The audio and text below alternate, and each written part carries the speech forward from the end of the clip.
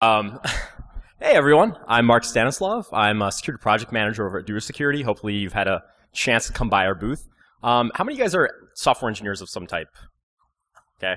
How about security operations? How about normal operations, DevOpsy, Windows system? Okay. All of those hands, you should be applying for jobs at Duo because all of those jobs need to be filled. So if you want to work for the one security company that people actually like, now is your time. And why they like us is we have a lot of shirts. I don't think I can throw these very far, so I'm gonna. This isn't on camera, right? Oh, all right. Okay, we're gonna rubber band them next time. So Schneier-isms as they go. The first real security book I read was Secrets and Lies, and it's been a while, but when I read that, one of the opening sentences is, security is not a product, it's a process. And when you take that to heart and don't just say that on your product marketing materials, it means something, right? And so because Duo is a two-factor company, we talk a lot about what two-factor can do, lateral attacks, bad things happening, breaches, so on and so forth. What frustrates me, though, is when someone takes something as effective as two-factor and then ruins it by doing everything else poorly. So I had some assumptions about, when people give their consumers two-factor, they do everything else better. Like they do web security better, they do other authentication things better. It's kind of that myth of security-forward organizations where you kind of see this beacon of hope where they do something really progressive and kind of unique for their industry. And then you really kind of start looking under the covers and realize, oh, that's the only thing they actually do regarding security. So I wanted to take a more research-based, research-oriented view at this. I think it's great when you have some assumptions and, anecdotal evidence, but I thought I'd dive in kind of the long way with a lot of spreadsheet data and see what would happen. So what we're going to go through is I control for two-factor authentication. So all these services we're going to talk about are some sort of consumer-facing organization that all provide two-factor. So that's even, right? They all provide two-factor. We're still going to talk about two-factor, some interesting facts about that. But when we start talking about the other things these companies do or don't do, that's kind of when we start getting a little bit more resolution into how actually security progressive or focused they are as an organization. Data details on two-factor, on TLS, browser headers, cookies, breaches. So there's kind of a broad range of data that I collected. And then we'll talk a little bit about scoring that data to get something out of it that you can kind of apples to apples. Data is as good as I can make it. This is not scientific. This will not be published in any, appropriate academic journal anytime soon. But I did give it a fair try at getting all the data accurate. So data points. Basically 3 breakdowns. There's a little bit of extra data in here we'll talk about other than what's here. But if you do assessments, you do operations, you do development, a lot of these things hopefully are things you know about. They are hopefully things that you do, even if the companies we're going to talk about necessarily don't do. And as far as web application security goes, I have a pretty deep background in both developing and breaking. And this is a nice view of things that I would catch on an assessment or leverage, like, oh, they're not doing HTTP only for the cookies for sessions. And if I get some crappy cross-site scripting, guess what? I'm going to steal their session. So basic things like that are very simple, like flipping bit to turn on feature in your MVC framework or something that people just don't do for some reason. Talking to vendors about security things make them very uncomfortable when they're actually not security companies. Case in point, this financial organization I asked. So basically what I did is I not only looked these things up, but I also tried to get dates. It is very hard when you're not a web 2.0 SaaS company. People don't talk about when they do stuff in financial services. They're not like, hey, we released a cool new feature on our website. They don't really do that very often. And so it makes tracking down data really, really hard. So I went to Twitter, I sent emails, a lot of really just grunt work trying to get information as accurate as possible. And this company provides two-factor. And I said, hey, when did you add it? And they said they don't talk about internal security. They're just I've worked on social media before. I know that the disconnect between what you do and what you're told to say or not say is gray area at best. But at the same time, like, you could have checked with someone to ask, like, oh, do we have this thing this guy's saying that we have, and if so, when did it come out, to be very helpful. But it was not always a super easy process, unfortunately. Two-factor. How many people have two-factor on something? It doesn't have to be Duo. It could be any number of things. Okay. So, two-factor, 2014 two-factor is reasonably pervasive. If you use Google or use GitHub, if you have a WordPress blog or a Drupal blog or something, you probably have some two-factor somewhere in there, some way or shape or form.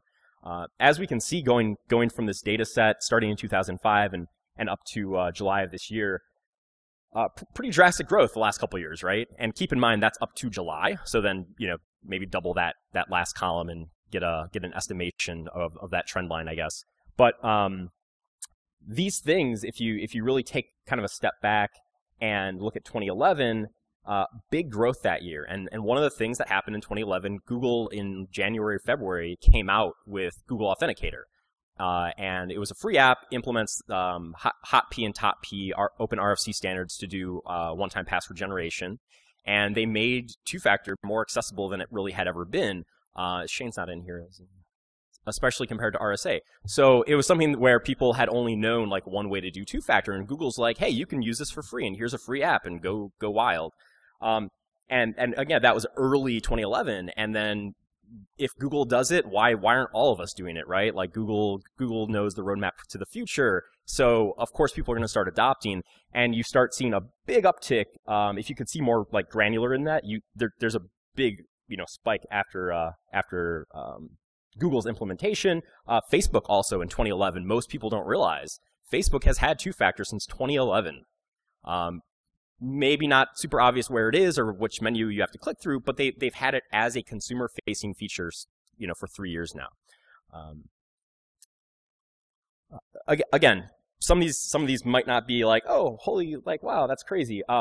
One assumption I had was, how do people get enrolled? My thought would be a lot of it would have to be calling someone, faxing someone, emailing someone, like really like labor-intensive, old-school financial. You have to call someone up and then fax them 5 things to get your account to do something. And what it turned out actually is right now, as current data goes, right now, almost everyone that has two-factor, and there's about 140 sites and services represented in this data, by the way, of those, a vast majority actually make it super simple for you to set up. You go to your systems page for your account, click an option to configure something maybe, and go for it. The ones where you see phone call, email, or a mixed means of doing so is almost assuredly your old school financial. They still have hardware tokens they have to mail you, like TD Ameritrade, I think, has some of that, E-Trade. So not a big shock, right? People that have, since like 2005, actually been doing two-factor, there's some accountability like, hey, we've had this process in place since 2005, no big deal, we're just going to roll with it. The actual ways in which you do two-factor is something that, and I can give you, of course, a little bit more visibility into two-factor than your average person. The adoption of two-factor is really predicated on the actual ease of use. And ease of use doesn't necessarily mean the method, but the availability to achieve your goal and get your work done. If you are on the road and you cannot log in to a site because you forgot your hardware token, your availability went way, way, way down, right? In the case of two-factor, we actually see a lot of different ways to do two-factor. Like that's not a huge shock based on this list up here. But these are the methods collectively across the 141 sites. So that's why the number is big, because this is all of the methods across all of the sites added up, basically. Top P, again, time-based one-time passwords, RFC standard, open, you can use it, no licensing. Google Authenticator, Dual Mobile, both support that standard, so it's very easy to use, free to implement, basically. SMS adoption.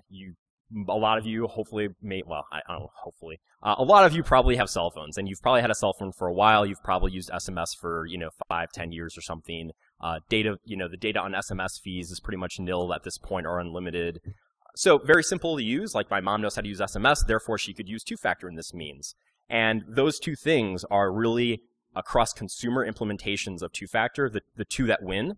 And the other thing we see, which we'll talk about a little bit more, is that big spike we saw in growth. One of the things that happened in that timeline is Bitcoin. And even though all these Bitcoin exchanges get owned like every night, their end user security has actually always been very forward, right? And they've put a lot of time to think about how do you protect the consumer, not necessarily how should we protect our actual like operational servers, unfortunately. And in the case of top P, that spike that we see, especially 2012, 2013, and somewhere in there, a lot of that is because of Bitcoin companies coming up and inherently having two-factor as part of their service offering. And some other ones up here, just for what it's worth, like when I put Duo down there at 6, we actually have our own platform, our own API, our own means to do two-factor that's, I would say, considerably better than everyone else's. And we actually have people that build that into their service. And I think that's one thing that we would, of course, like to see more of. But for end users, there are a couple. How's your tattoo doing? Good? Nice. There are means to do two-factor in ways that are not super simple, like top P, and then there's, of course, better ways like Duo. But of course, all of that, if you look at the broadness of that data set, 73% of anything hardware-based is all gaming and financial. Because why? Because they've been doing that way since 2005, 6, 7, 8, 9. They were before the era of Google Authenticator. They were before RFCs existed for top P and hot P. And they just quite haven't moved out of that space yet, and hopefully they will soon. Oops.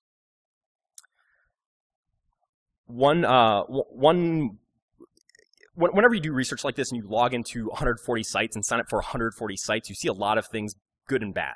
Zoho, which, does anyone have Zoho account? I don't even know what Zoho is offhand, honestly. But when I signed up for them, when I logged in the very first time, I got this very specific, very helpful explanation of what two-factor is, why it's important, why I should turn it on, and an immediate call to action to do so. And that's something that we don't see often enough. I think a good example of that, Amazon Web Services, there was that one, I'm going to blank on their name, but they basically got their Amazon console owned. And when people kind of said, like, well, why didn't you use two-factor? They didn't realize that two-factor was a thing they could do on Amazon Web Services. And that is a huge problem. The knowledge of security features should be right in front of your customer's face, because that reduces your overhead, your help desk support questions, your liability. Everything goes down when people opt into security features that help them.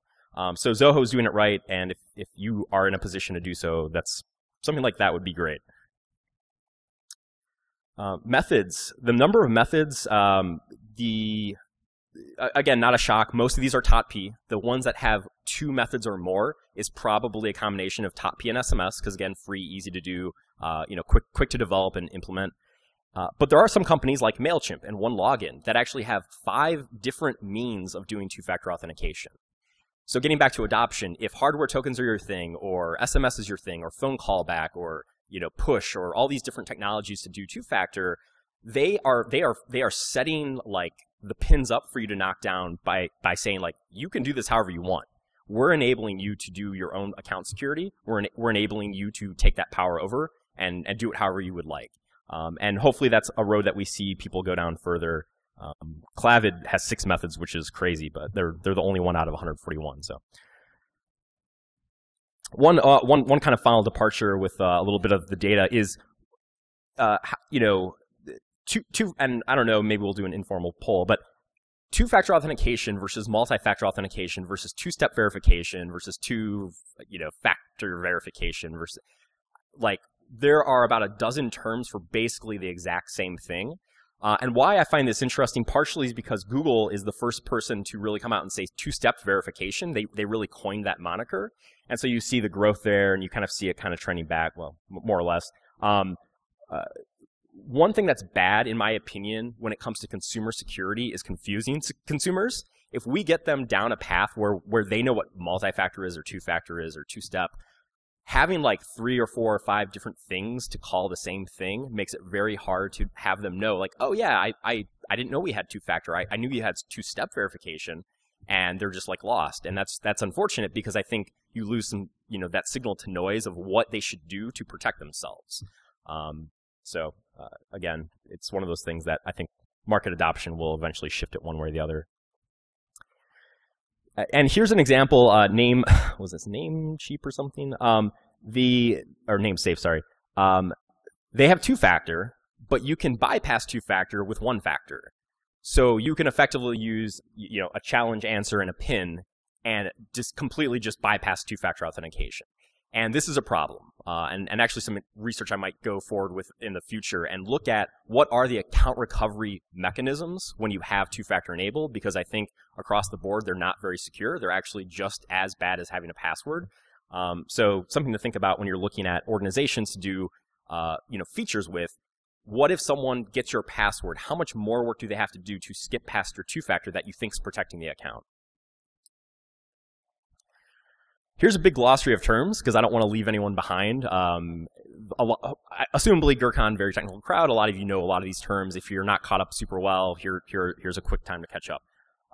This represents a very large, not all-inclusive, but a very large segment of the different kinds of browser headers that a web server can interact with a browser and say to do certain things or not do certain things.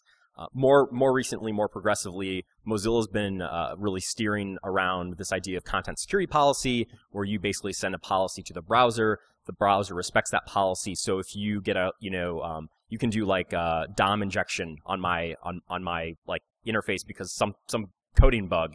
CSP basically says no, you can't do that because that's not part of my sources of script knowledge or content style sheets or something. So very progressive ways, newer ways like CSP, HSTS. So basically when you go to a site and you go to that site and they have SSL, every single time you go to that site, it will force SSL to help prevent man-in-the-middle attacks, SSL strip type stuff. And then some other things related to cookies. So one thing that's frustrating when you're looking at segments of data is your segments of data aren't always equal. So there's skewing and it looks weird. And so if you look at technology, which is a kind of a big grouping, there's a lot of those, very few retail. That's just the way things are. That's a data point right there. In retail, looking across every site I could look at, only 4 organizations that I consider retail have two-factor authentication. Concerning, yes. Companies like Amazon.com do not have two-factor authentication because they're worried it's going to slow users down. And slowing users down prevents that desire to buy things very quickly. That's why they have one-click shopping, right? That's a very obvious reason for them to do a very, psychological thing. So that makes sense. However, when you have things like social media, the percentage of social media organizations that enable these browser security features is actually very high. And I would say that's for 2 reasons. One is these are mostly greenfield companies. At some point in the recent future, they don't have technical debt. They don't have to retrofit. They don't have to deploy new infrastructure and deal with CapEx. Like, they're just like, oh, we're going to spin up some EC2 servers and do this again. And now they have a new architecture that actually does all of this the right way. The other thing is social media, a lot of it is browser-based. A lot of attacks against social media have been browser-oriented, right? Whether it's phishing or clickjacking or what have you. So they have to be more security forward because a lot of the people are in the browser dealing with their services. If you look at financial industry, again, they do have a lot of technical debt. They do have a lot of systems they can't change on a whim. They don't have greenfields. And I think that shows in the numbers. They have very, very low numbers relatively. And across the board, the thing, and again, if you're not like a super browser security person, most of these features, save for CSP really, most of these features are literally like checking boxes or like updating a config file. It takes very little effort to add a lot of like aggregate security across features to help in the case of a vulnerability in a website or something else bad happening. So up to this point, I like winners and losers. I'm a very competitive guy. So up to this point, only 4 out of the 141 sites and services that I reviewed actually have all of those browser security features. Only 4. 12 more, which, and again, CSP is new. It is very new, and it's actually kind of hard to implement. It does take some effort and thought behind how you're developing your website even. There are 12 more that actually have everything but CSP. So not terrible, but again, 140 some odd sites. You might want a little bit better, percentage than that. keeping in mind, going back to my thesis, is like companies that give users two-factor authentication are security-forward companies. That percentage doesn't say what I thought originally, right? So I kind of lost some faith after I did the math on all that. Fun things during research, a lot of headers like WordPress, X-Hacker headers, and DirectNick. Some of these companies trying to recruit basically through browser headers, like, you know, your bad HTML, like, oh, you're looking at source code in HTML, you must be a hacker, come work for us. SSL TLS. If I had time, I would have looked at SSL v3 more specifically for Poodle, but didn't quite have time to get that done before the talk. Overall, not bad. Anytime. So if you're not familiar with SSL Labs, it's a thing that Qualys runs, and they basically do scoring based on a ton of criteria on how good your implementation, or bad, I guess, your implementation of SSL as a protocol, as a stack, as versions, cipher suites, all that. And across the board, like anywhere A+ to a B is reasonable. You're not really falling into that category of someone's going to like execute a crazy attack against your session at any point in time. Things like perfect forward secrecy are going to be in an A+ rating. Things that we would like to see. Speaking of SSL v3, Star Wars: The Old Republic's website actually had SSL v2. So if you thought SSL v3 was super, super old, go Google really quick on SSL v2 and how out of date that is. The most concerning one I saw, SSL Trust is a Australian certificate company. They got a C rating on their SSL deployment. And the reason why they got a C rating is because they're running 40 and 56-bit cipher suites, which for the 4 cryptography fans in here is terrible, like historically terrible. So that's terrifying. Maybe not buy search from them. And then there's organizations like this who, we take security seriously. GrrCON actually posted something about this today, which reminded me of this slide. And then you go to their site and they have an F score for their SSL deployment. And, this is where rubber meets the road on boilerplate versus reality. And I think this is a good example. Again, this company deploys two-factor authentication. They give this to their customers, and they can't update their SSL settings to get that right. So what are they really doing at the end of the day? All right, more winners. So in terms of A+ ratings, from the list of 4 that we had, we're down to 2. LastPass and GitHub. And I think if you want a really, really winner, don't say chicken dinner. Don't say chicken dinner. GitHub, I believe, for X-Frames option had a better setting than LastPass. So I think GitHub technically won. What no one else did except this company, GrrCON, they don't actually use SSL. Because they say YOLO JavaScript crypto password protection. So they actually, in the DOM, protect your password using JS crypto and then send that over the wire.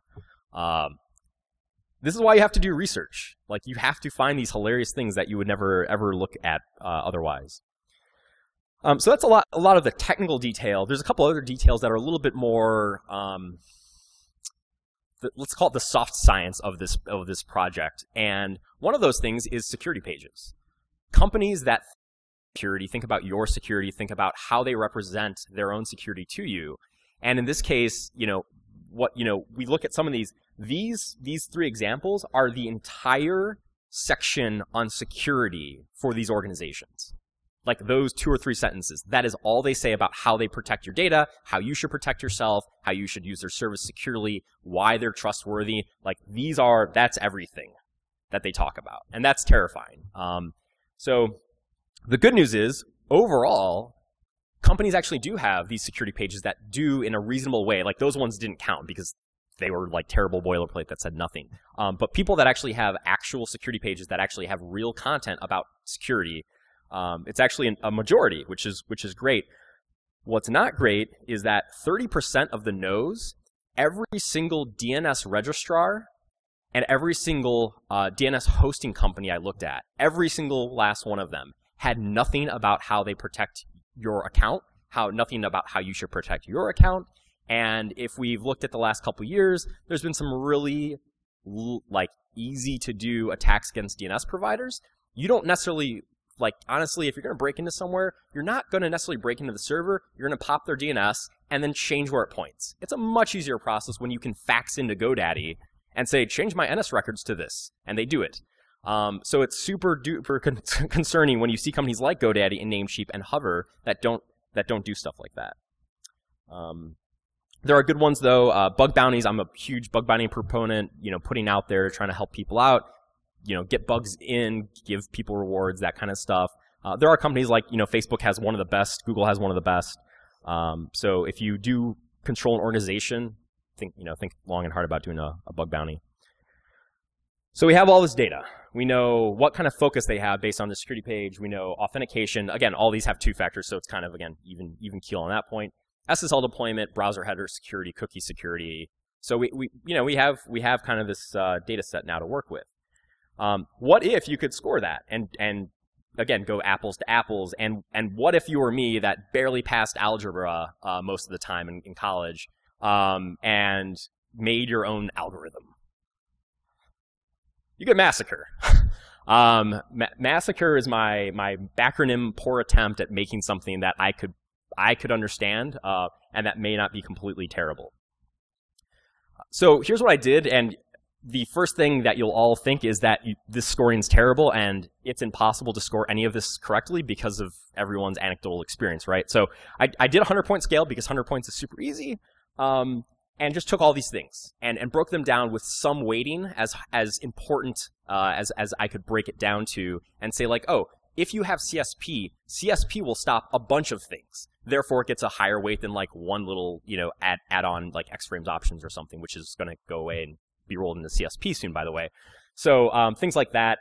You get some better points like XSS protection is something that is basically turned on by default and really only impacts, I think, IE and Safari, and it's usually by default, and it's usually just to make sure it's actually enabled. Very minor kind of protection versus a CSP or an HSTS for most attacks. And remember, this is authentication security. So think about, if I can steal your session, your authentication security kind of sucks. Like, it doesn't matter how hard it is for me to break in. If I can just grab your session cookie and put it in my browser and log in as you, that's not great authentication security in my opinion. Does anyone know that screenshot? Doom, yeah. Because if you're going to call something MASSACRE, Doom seemed to fit. So this is the breakdown of the scoring across all the 141 or whatever sites, and the number of those sites that fell into that range. So just like any kind of scoring, actually more than I thought, very high ones. 15 is not too bad, all things considered, when you normalize data and get bell curves and crazy things. 5 in 0 to 20. If you were paying attention to the scoring, 15 points is what everyone started with, because everyone had two-factor. So there are 5 organizations that couldn't quite like eke out like another like 2 browser headers or something. Like, that's all they did was basically two-factor. But of course, we see a lot of people in the middle, which isn't shocking. I was actually more inspired that there was, 56 people or organizations at the top. Middle ground again, but like the ultra-violence nightmare levels, not great. And some of the ones you saw, like the SSL scores being like an F or a C or whatever, that certainly, played a part. So back to winners and losers. We already knew about GitHub, LastPass, per sector. So Elder Scrolls Online won for gaming, and they won with a score of a 65. That tells you very quickly how good gaming security is for web app, for end user authentication and stuff. Similarly, companies like Hootsuite, great company, big fan of Hootsuite, love using Hootsuite. But relative to like a Facebook or relative to a Twitter, in social media terms, they're actually really, really low in terms of the kind of security that they offer people, which isn't great. So there's some scores for you. But yeah, so 15, 15, 15. Those 3 companies had literally nothing but two-factor to protect their users at all. This one I'm going to skip by pretty quickly, just because it feels like a lot like the one chart I showed you earlier. I just kind of wanted to recap that data and break that down a little bit. What I do want to show you is this one. So you've got your mean, median, mode values, whichever one you're a bigger fan of. And when you look at something like CSP enabled, the score jumps, and it jumps way more than just the amount that CSP would add out of an average, for instance. And you look at something like SSL, and the score dropping in SSL is pretty dramatic. So there is some logic to companies that do some security do a lot of security better than others, and if you don't do basic things like get your SSL deployment worked out, which is super simple for the most part, you might not be cognizant enough about security to do the other things very well either. All right, here's where I troll myself for 3 minutes. So MASSACRE is bad and you should feel bad. Bro, do you even algorithm? And you think your data is accurate? Tell me more, it's fascinating. So. Because if you can't put memes in a presentation, what do you really have in life? So, taking that data set, I actually made a Chrome extension. So the Chrome extension for that finite list of 140 sites, it takes all the data in, it tells you when they deployed two-factor, it gives you, because I did take more data in than is presented here, and all that data is available online, and I can get links if you're interested to look at the unsummarized data set. But things like 2FA instructions, the security page for the company. So if you have this extension plugged in, you can basically get their composite score full with troll facey to tell you how good or bad they're doing. And then all the features they have. And there are certainly plugins that will tell you a lot of these features anyways, but at the level of data and accuracy and two-factorness and all that, this is probably as good as you're going to get for a while. Breaches. Another thing I did is I looked for all evidence of public breaches. So whether that's a press release, that's a news story that was corroborated, and I'm not talking about DDoS attacks, I'm not talking about Anon threatened them with a hashtag online one day on Twitter. Like, I'm talking about someone had like remote code execution in that environment, someone exfiltrated data, like they were breached. Something bad happened. Of those, surprisingly, a lower number than I was expecting of breaches. And again, this is public data, so you guys know what happens on the background of companies, right? So this number's probably slightly skewed a little bit. What I did find out, though, is, again, going back to assumptions. I would have assumed that organizations that had, better security than others or better features than others maybe wouldn't have been breached. The flaw in this argument, as at least one of you probably think right now, is I'm taking this data set after a breach. Guess what people do after they get breached? They layer on security and make it themselves look better, or just to do security better, right? That's a fair thing too. So in this case, I think the data might have got a little munged because of timelines. Of course, I can't go historically back and look up things as deep of resolution as I would need to do this. But in case breach data is your thing, you can look at the segments. A much higher number than I was expecting for a few of those. Perhaps if you do a lot of investigations or IR, you might not be shocked by those numbers, but certainly bigger profile ones that, social media breaches and stuff, that's a whole other thing. So after a breach, because I have the date when someone was breached, I have the date when someone deployed two-factor, so I can say, did breach occur before or after two-factor? That's an interesting data point to see reactions to getting breached, or also proactiveness prior to a breach, and things just didn't quite work out for them. And one other thing we should point out if it's not obvious, an organization that deploys two-factor to consumers does not make a company that necessarily uses two-factor internally. That's a very important fact to factor in here. This does not say how they do their corporate security, other than the security page. That only says that how they show their consumers that they can protect themselves. So again, Bitcoin is a great example. Lots and lots of Bitcoin breaches against the organizations themselves. Very low instance of overall fraud because of the two-factor for actual accounts. So breach data, if you work for an organization, especially one that's high visibility, has a complex organization, Linode, Dropbox, MaxCDN, Buffer, all big name companies, great companies, they deployed two-factor after their breach with under a month. That is some really good agility by an organization to make a response, especially when you factor in that their peers in this data segment average a mean of 255 days and a median of 128 days. So less than 30 days for these big companies with a lot of dependencies, a lot of eyes on their organization, and they're rolling out two-factor like it's no big deal. And when you talk to some people online, and there's a really great website, twofactorauth.org, and they basically list out who has two-factor, links to how to set two-factor up, and you can ask people to enable two-factor. It's great idea.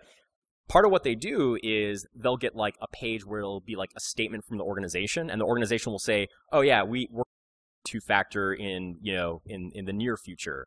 One of those companies I looked at recently said that 9 months ago. 9 months ago, and Dropbox can roll out two-factor in less than 30 days, you know.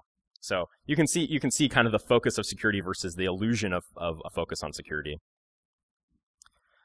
I actually added this one after the first time I gave this talk because people like more competitions. Good news is Duo won.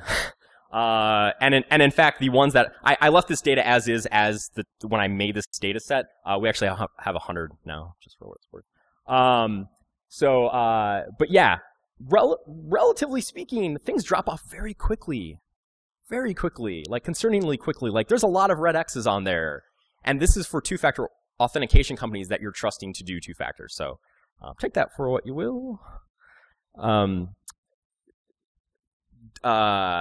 Breaking stuff's way easier than doing this kind of thing. I don't care what anyone says about hacking. Like I would much rather take like a JTagulator out than do like this research ever again, because it's exhausting. You're talking to 140 companies trying to get data. You're looking at archive.org. You're Googling. You're looking for Google Cache. You're hitting web servers, trying to aggregate data, trying to populate it, trying to make graphs. It's way easier to present talks about breaking stuff. So for what that's worth. Everything still comes down to security, like actual security. So you can have whatever features you want. You can have whatever browser headers you want. Again, if I can send a fax into your DNS provider and point your DNS somewhere else, all this is for naught. Like it's still a much bigger process than a product at this point. Even the collective sum of these things is you to the end user. That's it. We're not talking about really anything other than that. It's you to the end user. There is a lot to be said about organizations that think about security and you know, like Facebooks of the world that do security in so many ways the right way. There's a lot of good people to aspire to be like, and then hopefully in this data set you saw things that probably didn't look great. And ultimately a lot of you are responsible for environments, or at least doing assessments of environments. I hope you use some of this data or some of the process to this data to think about what you look like relative in your industry or your business sector or your competitors for some of this. So another thing that happened before or after this data is Cloudflare. Cloudflare's Universal SSL came out, and the internet doubled from 2 million sites enabled with SSL to 4 million overnight, basically. So in terms of SSL, great, solved that problem. So I can cross that one off, I guess, the list. So a couple things. We had some great interns over the summer at Duo Security. We actually have a really progressive intern program. I know a lot of students come to GrrCON. So next summer, if you're looking for an internship, please talk to Duo Security and look what we're up to. Two-factorauth.org. Oh, I completely skipped the important part to that. Vikas and Dominic at Duo Security were interns, and they helped do a lot of the aggregation, hunt down data, pull it together. So they made my life much easier than it would have been. Two-factorauth.org. If you are looking to enable two-factor as a consumer, so you know like how bad things are and all that great stuff. If you are looking to enable two-factor, which you should be, that's a great site to tell you where to enable it, how to enable it, what services support it, and help you make some better decisions. And then Steve Werby, who's just an amazing guy, great researcher. He did data in a similar means to this a year or two ago, and had some different points of view and different focus on like password security. Password security, why password security is not in here is if you I'm going to say factor when we're talking about two-factor too much. When you take all of these aspects into account, the password is almost like the last thing you have to worry about. Sadly, like I know we talk about password security over and over and over, but when you have two-factor and you're talking about all consumer facing sites that have two-factor, the password part kind of just drops off the map, and you're like, okay, it's password. If they get owned, no big deal. Until you think about the company that I showed you, where you can just answer a challenge question and log in without two-factor. So we're going to wrap up a little bit early, which is fine. You guys can get beer before you go to your next talk. Any questions? A lot of data, I know. I'm still feeling it myself. Who thinks they're going to get a good score if I went to your website right now? You guys have a leg up on that one, though. Come on. Yeah. Did anyone find any of this data like shocking? Like, were you like, oh, that's crazy that sector sucks so bad, or it's amazing that company did so well? What part of it?